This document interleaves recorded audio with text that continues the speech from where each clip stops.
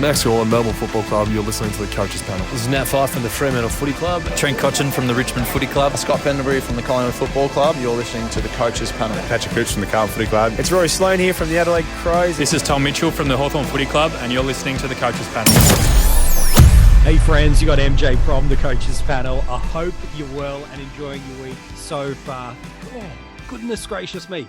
You're about a handful of weeks left to go in your fantasy footy season.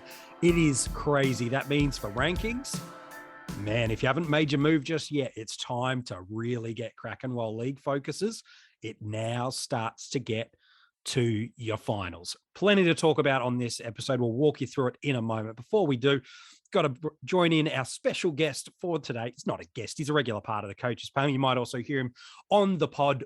I'm talking about Lewy. Hello, mate. How are you?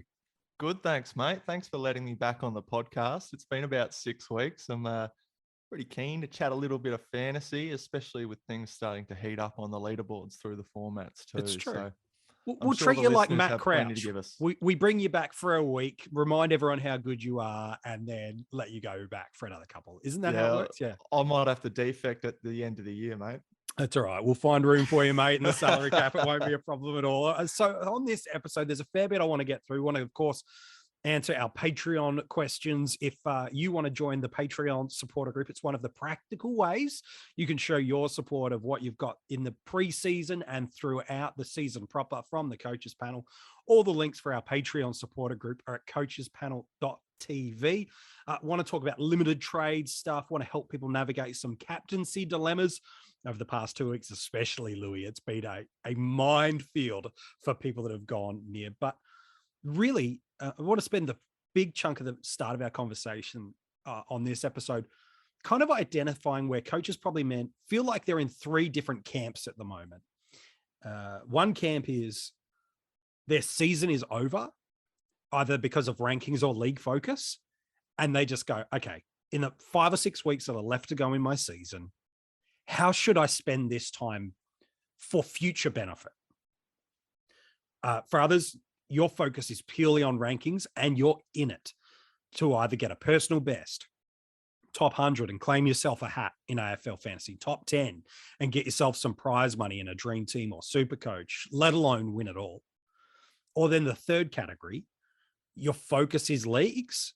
What should you be doing? So let's jump back right to that first one. For coaches, Louis, that are looking at their team, looking at their rank and looking at where they find themselves in their league and go, season is over in terms of achieving what do I want to achieve.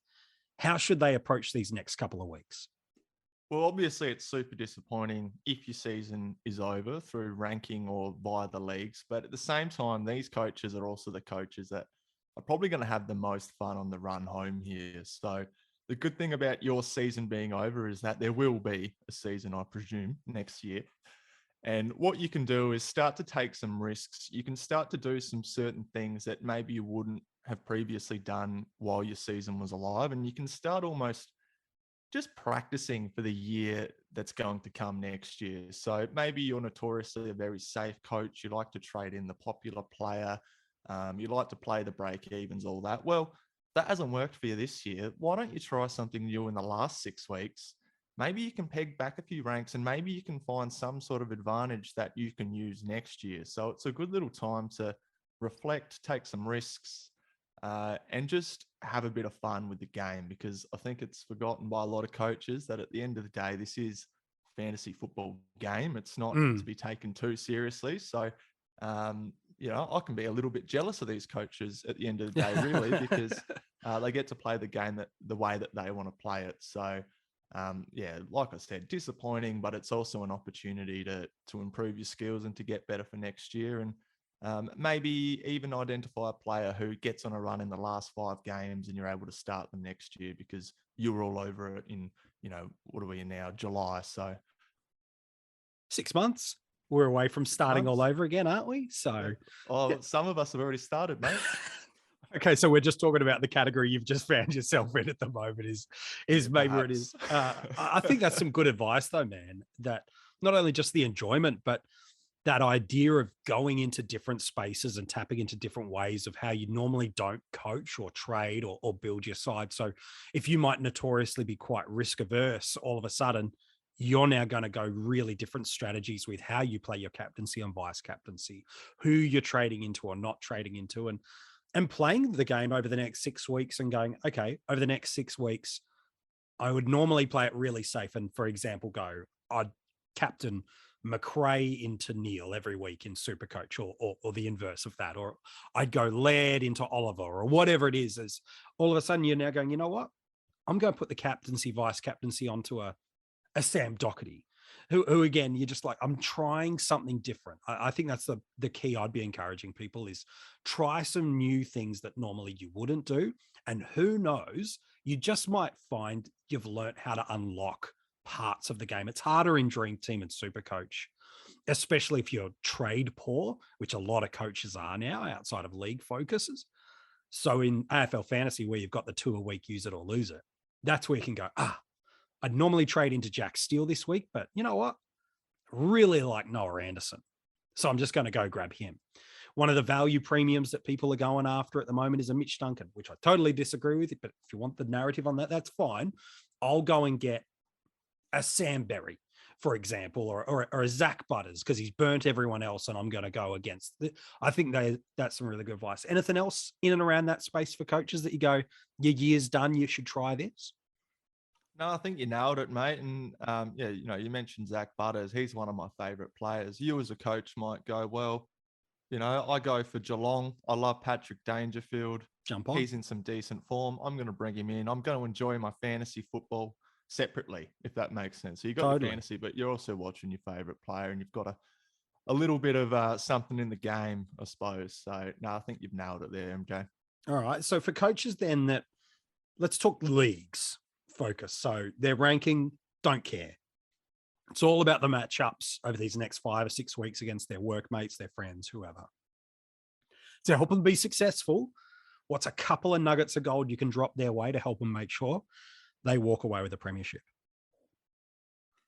Well, you're constantly looking at your matchups, aren't you? And it's not too dissimilar to how you would approach a rankings-based player. So we always talk about on Coaches Panel and Pod about, it's not just this week, it's the week after and then the week after that. And that can be lost in leagues sometimes because you look at your one league matchup and you might have the skin over somebody, but then that next week, well, you've actually just traded in to match your next opponent. And maybe that's what's going to stop you from winning your league. So you do need to juggle a few different things and look at a few different teams. And from there, sort of throw up how you're going to get your advantage. It might mean that you have to pull out the pen and paper and do it manually just so you can get your head around it. But obviously the focus on leagues is to beat your opponent. So as long as you're studying your opponents and you're making moves to improve your side in direct comparison to theirs, which is a slightly different mindset to the rankings-based player, then I think you're on a good way to winning your leagues.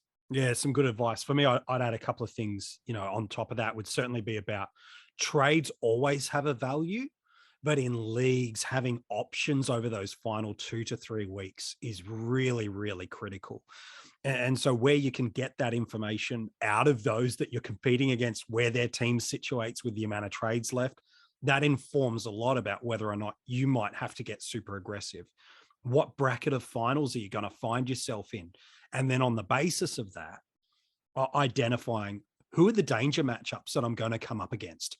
So for me to make the way through the grand final, who are the players that, like Louis said, have got those matchup elements that I need to be concerned about? Who is it that the data suggests that midfielders, for example, score really well against Collingwood? So if I was coming up with Rory Laird as a unique against me this week, I'd be nervous for that very reason. Whereas, say, a Carlton or a much more restrictive team to score against through the midfield, you're looking at your team and going, oh, okay, I'm an owner here of Patrick Dangerfield. Oh, Danger versus Laird. Normally, you'd probably go with Laird anyway, but all of a sudden, you might need to now get creative this week. So look at the brackets, look at the players that could hurt you, find out the value of the trades you've got remaining and within your league where you can. And then look to see where you're weak matchup to matchup. Are you a strong chance to win with no changes? Do you need to make your trade this week? Can you run the gauntlet? Do you have the second chance to get in there? And are you prepared to get into the grand final the long way and save more trades for your prelim and grand as opposed to using it in your qualifying. These are all those elements, aren't they, that make the decisions? Yeah, and that week off before the grand final is absolutely massive because you can start making some sort of moves with your team to come up against the grand finalist. And it doesn't have to be a week before. It can be now that you start planning. Maybe you're confident that you're going to get into the grand final, but let's say you've got a Jordan Dawson. Oh, hang on. Round 23 comes up against Port, who are extremely restrictive of that outside player, sort of halfback flanker, if he's playing there. Well, I'm just going to move him on now. I'm going to bring in another guy. I'll see how he goes. And then at least in that round 23 matchup, if I'm thinking along the right trail of thought, then I've got a leg up in that matchup. So it's all about thinking ahead. Yeah, no, some good advice. So for them, the coaches that are really gunning to win it all. Now, by win it all, we're really clarifying winning something tangible of a prize. So for some, that's the number one ranking and the money or the car, depending on the format you play. For others, it's a top 10. Furthermore, it's top 100. So for those that are really ranking slaves in this moment, 5 or 6 weeks left to go, what are the things that are going to help them crack open this bit? Because it is hard to really get some big moves, probably more than 100 points per round. It is harder to get moves than that on average. What are we looking to do? Identify coaches that are around you that you can find a point of difference or match depending on where you are, because at this point in the season, it doesn't matter who's ranked 5,000 and who they own. That's true. You're never going to be versing them. That's fine. Save that stuff for league matchups and if your season's completely over. But if you're actually going for ranking, that's where you need to start identifying which players are popular, which ones aren't, which ones are in form, which ones have good matchups to come. And an important piece of advice I would give, while a lot of teams are pretty much complete, and we say it throughout the season, but it's perhaps more relevant than ever this time of year, is actually looking at your players and your trade targets as a group. So let's say, just looking at my ruck line now, I want to trade Riley O'Brien and Sean Darcy. All right, well, I've got Riley O'Brien as maybe 90, 95. I've got Sean Darcy maybe around that same range. Sure. Well, who am I trading in? Am I trading in a Rowan Marshall, who might be 90, 95, and a Tim English, who might be 100? You start to look at the overall sort of addition of it all and whether or not you're actually going to get a substantial points gain. And you can sort of extrapolate that over the next 6 weeks. So if you think a player is going to go 110 every single week, well, beautiful. Have that as part of your planning. And that's how you know, or at least how you can at least put yourself in the best position not to be burnt on the other end, because you traded let's say a couple of weeks ago, and I'm not going to knock coaches for doing it, a Nick Dacos, who had just come into form, but he's still a rookie and people have traded him out. So yeah, it's all about keeping a level head and also removing yourself from the situation a little bit and seeing things for what they actually are. Yeah, it's good. I think for me, it would be you need to have created some form of separation from you to the pack. And so often people go, oh, I got to go get a unique. And you pointed that out when you're looking at the ownership.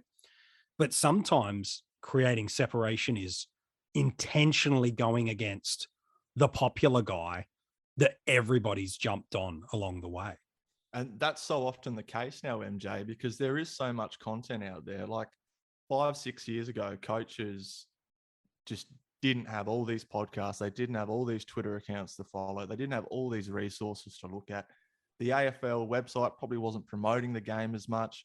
You've got all these players who all of a sudden have this wealth of information where it's almost it's flipped on itself, where your point of difference now isn't bringing in the guy who's owned by 2.5% of the competition. Yeah. Sometimes it is, but you can quite often find a bigger point of difference going, oh, you know what? Let's say I don't like Clayton Oliver this week or next week with the thumb. He's at 40% ownership, whatever he is. I'm going to take it down to somebody else who's at 15%. It might be a Rory Laird. There you go, 12%. All of a sudden, you've got your point of difference by jumping off a player who you think might underperform over the next few weeks. You're going to save yourself a bit of coin in that process, and you're going to bring in a player who's going to go, if you're right, 110 plus, hopefully. So That's what it's all about. And I think you've got to be prepared to make these trades again, whether they're sideways in nature or upgrade around and away from what others are doing. You actually have to be prepared to lose because if you want to win it all and you play a conservative game, you're just not going to get there. You've got to do something to be prepared to win it all and win it big. Otherwise, if you keep these Mickey Mouse sideways safe trades that don't really do anything, somebody else will take the risk and they'll be prepared to drop out of the top 100, for example, for a sake at winning it all, and luck will go their way. You need luck to get you into the finals and into the victory points and things like that. So for me, if someone's going, oh man, I think I'm a chance at winning this whole thing, I go, great. What are the trades you make and what are you doing? What are the options? What can you do? Now get aggressive. I was chatting to one of our Patreons just the other day who's quite close at winning a particular format right now. I won't say which format it is because I don't want to give away what he's doing, but he's got no trades left. And he's like, but what he does have is he's got unbelievable depth. He's got premium coverage on every line, but what it gives him now is matchups. So what he might lack in trades, he's now got in depth that's going to get him through. And where people might normally go, oh, I'm stuck with a Crips at M8. He's got the opportunity to now look at that scores, check the fixtures, play the game. And that's where the risks and opportunities can come. All right. So then for coaches, we'll talk some more limited trade stuff in a sec, because there was a player's name that you mentioned, Clayton Oliver.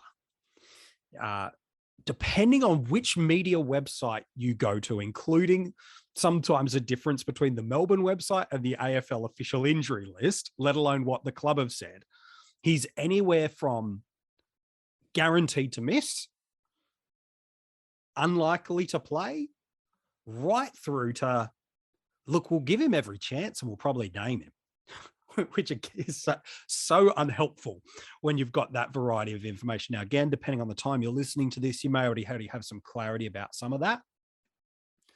In the limited trade formats, it's a little different to AFL fantasy. So maybe I'll start with AFL fantasy with you, Louis. If you're at a Clayton Oliver owner, which a lot of people are, and he's not named, what are the variables you need to consider before you make it an absolute lock of a trade out? Well, you need to look at his matchups to come. You need to look at who you're going to be trading him to if you do choose that, and whether or not you're happy potentially using a further trade to go back to an Oliver. So you're not wanting to cut your Clayton Oliver, who's very likely your M1 or M2, straight down to somebody who's not even going to be in that top 8 mix and then get caught out. And all of a sudden you're scrambling to try and find somebody to replace him a week from now. So you need to get quite creative with it. And these are the sorts of moves that I really like, because it's a premium with a lot of cash on his head, who's owned by a lot of the competition. So 957K, a lot of coaches wouldn't have many people on the bench. So if you're saying, oh, I've got 350K rookie on the bench, I'm going to take it down to 190K. Well, if you take Clayton Oliver 957K down to a Ben Keys or a Tom Mitch or a Mitch Duncan, who you mentioned before, Tim Taranto, you'll make 200K. Yeah. So you've actually got a lot of cash on this guy's head where you can go down, find somebody who's going to be a comparable scorer, and then put that cash on somebody else's head, who, if you're clever enough, will improve your side by, 5, 10, 15 points each week. So it's, that's what I'd be doing, MJ, in AFL fantasy. I don't think you hold unless you've got good depth or you've got a couple of looks at a loop in your midfield. So yeah, that's a good shout. A Jake Sligo goes, 75, 80.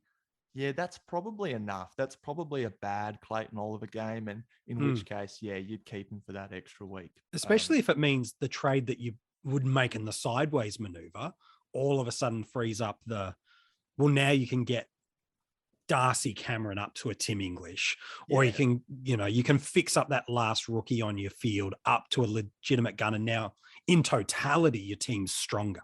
Or you get rid of a James Sicily, who we just spoke before, jumping off a player who's highly owned onto someone who's less owned there's your point of difference. So you've got that extra trade in your pocket where you can almost get a week ahead of the rest of the competition because 30% of coaches are fixing up Clayton Oliver.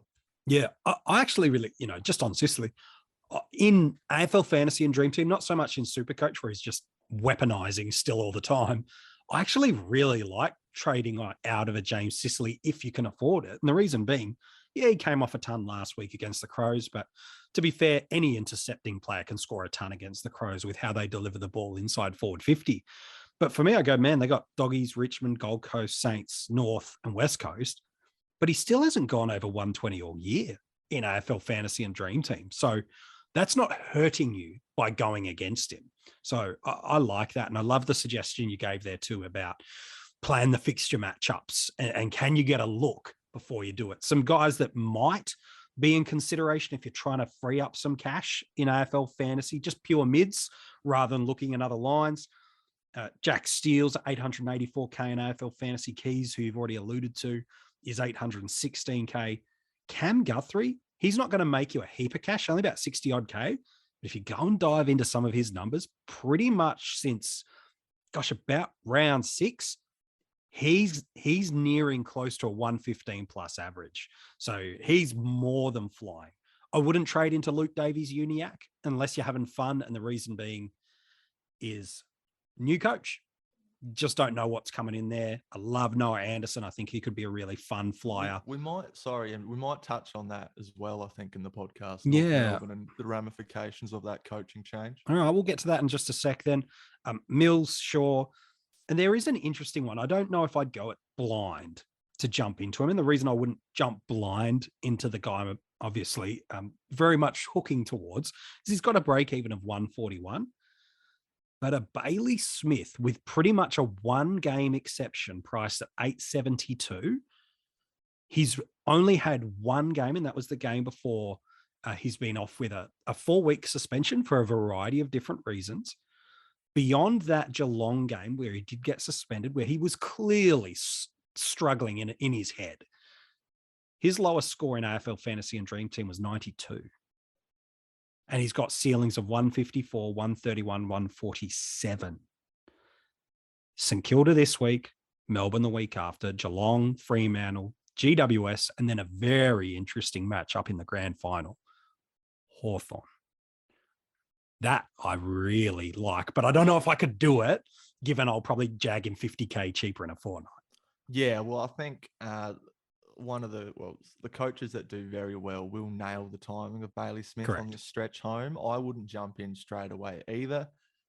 He could hit the ground running by all means, but just off the field is just dealing with some things, and we don't know how he returns. He might be put in a graveyard shift at half forward to get a bit of match fitness. There's just too many variables where you don't want to be paying 872K for the amount of unknowns that are there. You're right. You don't want to get stuck and jagged with that. So I think that's some really good shout. I think in the limited trade formats, because Clayton Oliver's the one that, we're addressing it as an issue, but it's this guy that you wouldn't think of trading out unless they were injured. In Dream Team or Supercoach, the answer of whether or not you should trade him out all depends on the qualifiers of how many trades do you have left? Can you or do you want to trade back into him? And does that impact your team? And by trading him back in, do you actually make your team stronger by doing it? And then the last is, what's your objectives? If you're going for rankings and you go, man, I got 2 trades left, I'm trying to win it all, and this is the aggressive move I can make. Okay, you've got to understand the process and the thoughts behind it. And if they make sense, fine. For me, in the more limited trades, I'd be looking, if I did need to make a trade, to trade into some depth that could give me some versatility. So mid forwards, defender forwards, where I could now get a really nice matchup guy that for 6 weeks, because that's all you need, 6 weeks guy that could absolutely fly. So could a Isaac Heaney, I know his name's a bit mud for some in formats, but could he pop a 95 plus score across your bench from now to the end of the year? Sorry? I've got a good one for you. Oh, yeah, give me one. Possibly. What if the North Melbourne coach, Lee Adams, takes over, goes full youth, and Tyron Thomas has 80% CBAs for the rest of the 100%. year? Tom Powell, another, Tom you know, Powell, exactly right. Yep. These are the sort of moves where you go, man, I think the key for me is DPP. Have they shown they can score a ton before? And does the fixture and the narrative of the next 6 weeks give them opportunity? And if the answer is yes, yes, and yes, well, then you can do what I was alluding to about this Patreon that I was discussing with, where now they're using their depth, not just trades, to maximize their scoring week in and week out. And now all of a sudden, can you go into one of those players that Louis and I have been talking about? And now you can actually hold Oliver. Because if you can, of course, your team from next week onward is strong with that. So for me, I'd be looking to trade into depth rather than trade sideways, and trading into versatility of depth if I had that option. You've talked about North Melbourne. Let's spend some time looking at them before we wrap up the episode with our Patreon questions. I know Lee. Lee's a ripping human being. And so he'll get the most out of that club. I'm really, really confident in what he can do as a coach and as a person to galvanize a group. Even though he's been a senior coach at VFL level and local footy, like literally the club he coached in local footy is like right near my house. So those that have followed his coaching career are now probably able to Google Map and know where I live, which is not scary at all. But the point is, he will absolutely back in the young kids. What does that mean for Aaron Hall, Tyron Thomas, Tom Powell, Jack Zeeble, Luke Davies-Uniacke, Hugh Greenwood? How do you see the tea leaves coming out here with what North Melbourne is and what fantasy benefits could come our way? Well, there's going to be some level of volatility. I mean, there has to be. So Lee Adams, he can come in and he can win games and all that sort of stuff. That's fine. But he actually has to try a few different things. So I don't think he's going to come in and they're just going to do what they've done for the previous 16, 17 weeks. I think he's going to come in and he's going to try some stuff. Look at what Mark McVeigh did. Who would have called that Himmelberg was going to go back? No one saw that. No one saw that coming. So I think that obviously he's got a grace period because he's probably not in line to actually have the senior job. So he's going to try some things. He's going to see if he can see something in some young kids who maybe haven't been given a go. And that's where an Aaron Hall, maybe he does get dropped because they go, well, hang on, we've got, let's pick one out, Miller Bergman, who's been sitting in the twos, or a McGuinness who was floated a couple of weeks ago. You know, they're doing all right in the twos, but you know, this season's dead in the ones. Let's actually throw them to the Sharks in a way and see if they can swim, you know? So yeah, I think it's going to be a very volatile team to trade into in these final 6 weeks. But on the flip side, if you can identify a role quickly and it looks fantastic, then you can also find an absolute gem. So if I'm thinking back into the past, I remember Luke McDonald had a role change halfway through the year. It might have been 2019. Yeah, 2020 was his year that he really popped. Yeah. And he started going 110, 110, 110, or whatever that is adjusted over and over again because he had that role. We saw it from Aaron Hall a little bit later. We saw it from Jack Zeeble at times too. So we know there are points to be had in that North Melbourne team, but it's going to be volatile. You're going to have to watch the games. You're going to have to identify the trends. And you've only got 6 weeks to do it. Yeah. And you've got 6 weeks to do it. So as I was about to say, you might not jump that first week because it might just be a red herring. He might go, all right, you four, you're in the midfield rotation this week. Next week, you four, you're in. We're going to try some different things. Aaron Hall, you're suddenly a small pressure forward. You never know. So personally, I probably wouldn't go near it at all. Yeah. But you might be one of those coaches whose season is over and you don't care. That's right. I go for North and I love this player. I'm going to bring him in. Yeah. Or, you know, actually, I'm seeing something that I haven't seen mentioned yet. I'm going to bring him in. A league you might win because you bring in a North player that somebody doesn't own. Maybe you do bring in Aaron Hall because he's got 10 kickouts a game and you've got Jordan Dawson in that round 23 matchup versus Port Adelaide that we briefly mentioned. So it's worth discussing. It's worth touching on, but it's a very difficult situation to read because it could go in a number of different directions. It's a really interesting one. For me, Powell's probably, alongside Thomas, are probably the two that if I was to go somewhere that wasn't a cash cow, because again, trading into a premium Roo, not that there are many, but a Simpkin and a Hall and even a Goldstein, Jed Anderson. Yep. Yeah, you'd be like, oh, geez, that's risky. But someone like a Powell who's in Supercoach is priced at 282,000, or in AFL Fantasy who's priced at 430,000, and he was actually all right the other week.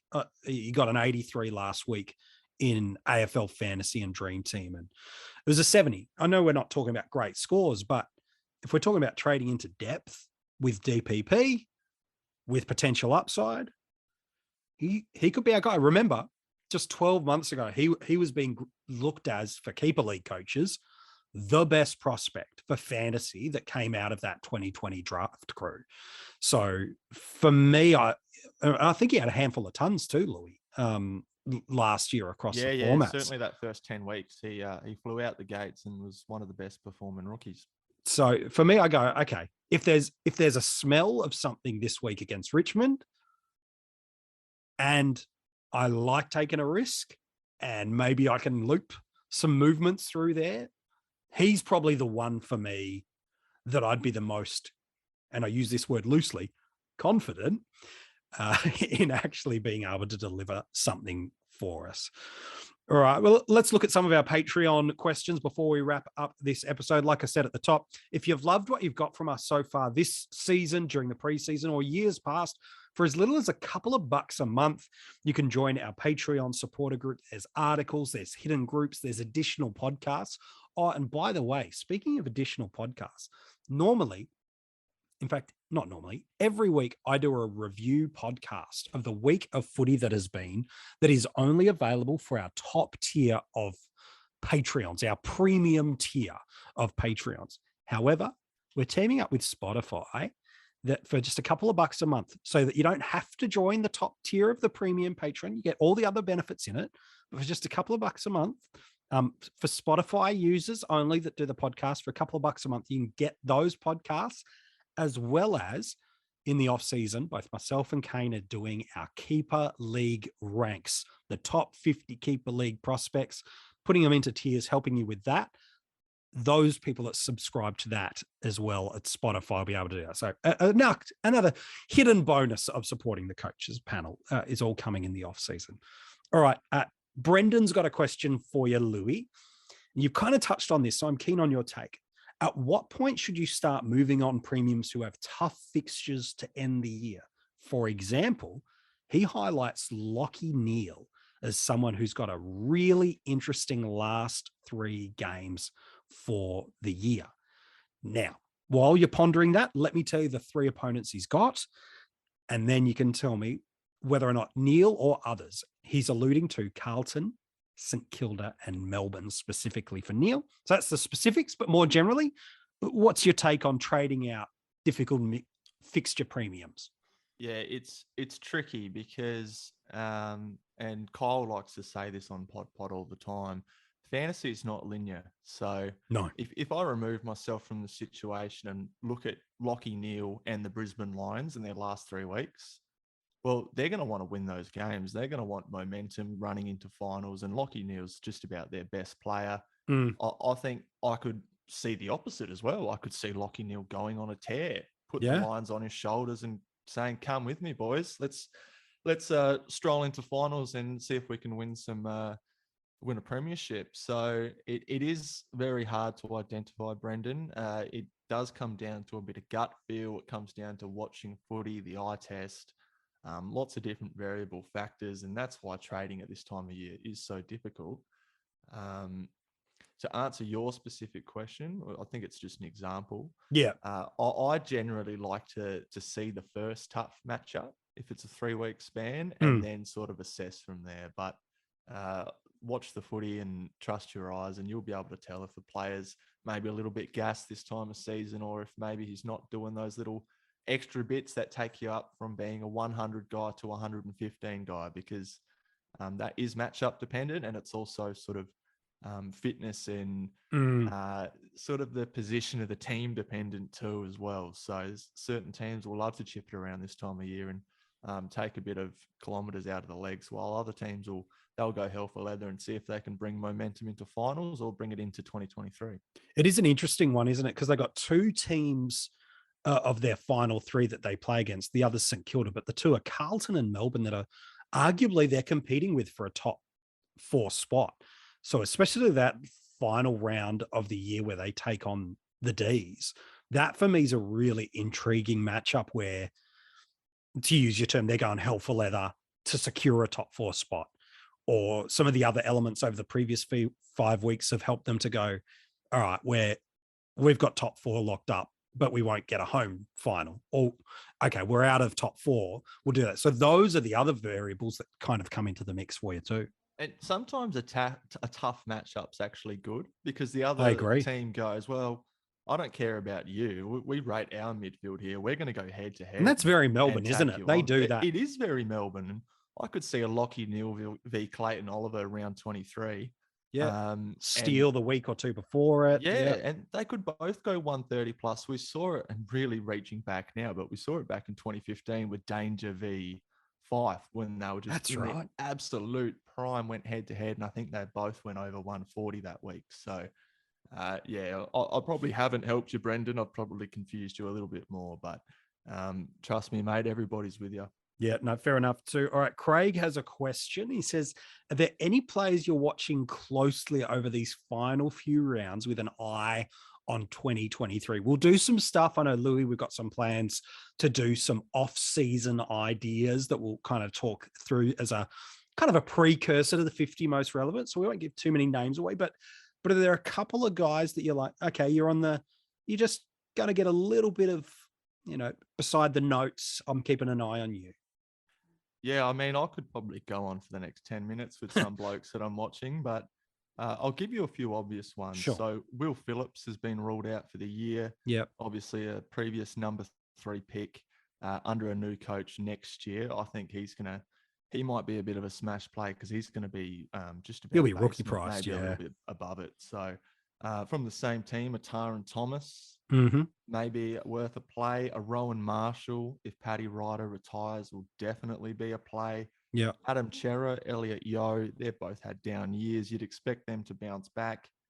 Zach Williams has a 4 built into his score. Christian Salem, very much the same. And then there's just a plethora of rookies who maybe we thought would get a game this year but didn't. So I look at a Josh Sin, who did get a game but didn't score enough. A Darcy Wilmot, who a lot of us had in the preseason. There's a lot of names that are quite easily forgotten that are going to be relevant next year. A Jack Bowes is another one who was flagged for midfield time, but then did a calf or a hip flexor or something like that in the preseason. So we won't be lacking cheap options next year, that's for sure. Certainly not in defence. No, that's a really, really good shout. Stephen wants to know, in AFL fantasy, is it time to move Himmelberg on? He's looking at Taranto and Bailey Smith. We've kind of already ruled him out, at least for a week, based on that. But Himmelberg to double T, maybe it's a bad idea to ask you a Taranto question given the bias there. But is it time to move on Himmelberg, knowing that he can score as good as anyone forward eligible, let alone defensive eligible now with that DPP inclusion? Are you trading him out in AF? Yeah, I probably am, MJ, because Himmelberg's a player who gets given a score, and Taranto's a player who gets his score. So what I mean by that is Taranto tackles, he does all the hard stuff in the midfield. He's constantly around the footy, whereas Himmelberg is a bit more outside. Yes, he does the odd intercepts, but he's relying on other players to give him the football. So generally I favour the guy who's going out and getting it. So I think Tim Taranto, and especially coming out of contract, could be a massive play in these last couple of weeks. Yeah, he's an interesting one. All right, last one. James has a question. Supercoach relevant, but touches a little bit on what we alluded to earlier in the episode, which is he's going for rank. Is now the time to be aggressive, he asks, with luxury trades to create some separation and bank on some increased scores? For example, he's trading out short for a Houston, Pendles, Gus Brayshaw for a McDonald type. My answer to you, James, is no, I wouldn't make that trade. Because while we do talk about trading out for creating some uniqueness in your team, there is no clear separational jump of trading into a Houston, a Pendles, a Brayshaw, or a McDonald over a Short. Yeah, Short's been a little under what we'd all would have liked him to be over the past couple of weeks in Supercoach. And I think it's probably translated similarly in AFL Fantasy and Dream Team. He hasn't turned up for 4 weeks in Supercoach, and he's only got 1 in his past 6 and 2 in his past 8. And so I'd be moving him on to go up to somebody else rather than something that is comparably similar in those lines. So for me, I'd be going, can you get up to a Bailey Dale? As good as Dan Houston is going at 103 in that format, he's only 10 points better than what Short has been doing over the past few weeks. I'd be going all the way aggressive and going, if you want to do something unique, go get a Mason Redmond. Go and get a Shannon Hearn. Go and get Rioli back in. Like, do something that it's like, okay, get these guys that in their current roles are 10 to 20 points better than him and are uniquely owned, not just guys that could match him over that. I know you don't play Supercoach, but you got a similar take on that, Louis? Yeah, I'm the exact same. All those players are pretty much on par in that format, I suppose. And what you've got with Jaden Short is safety and numbers. So if he fails to fire 1 week, that's true. At least you've got a bunch of other coaches who are copying the same thing. Whereas if you trade in a Luke McDonald, for example, and he dishes you up a 50 or a 60, well, that's a pretty lonely boat to be in because only a small percentage of coaches actually own him. So I think, you keep Short. And if you are trading him out, you take him up to a big dog who you're confident is going to outscore Jaden Short every single week. Yeah, no, it's a really good shout, mate. Hey, Louis, been an absolute pleasure having you back on the podcast, mate. Thank you for jumping on. All good, mate. Thanks for having me. If you want to go and check out any more of the other podcasts we've dropped right throughout the season so far, you can go and find them wherever you do get your platforms that hold these podcasts. So your Spotify's, your Apple Music's, your Amazon Music's, Stitches, all that. Yeah, you can go and find us wherever it is. Like I said, we've teamed up with Spotify, which means you can save yourself joining the elite tier of our Patreon supporter group. And just for a couple of bucks a month, you get the same podcast level of content that they do. It's just a couple of bucks a month. Spotify users only can get into that as well. If you do love to support the Coaches Panel, you can just become a Patreon. Simple as that. Lots of other great stuff behind the paywall for you to get involved with. Well, just over a handful of games left to go for the rounds. Yep. 6 rounds of footy left to go. You're getting really close. We wish you all the best. We hope it all goes your way. And until next week, well, that is when we'll chat to you soon.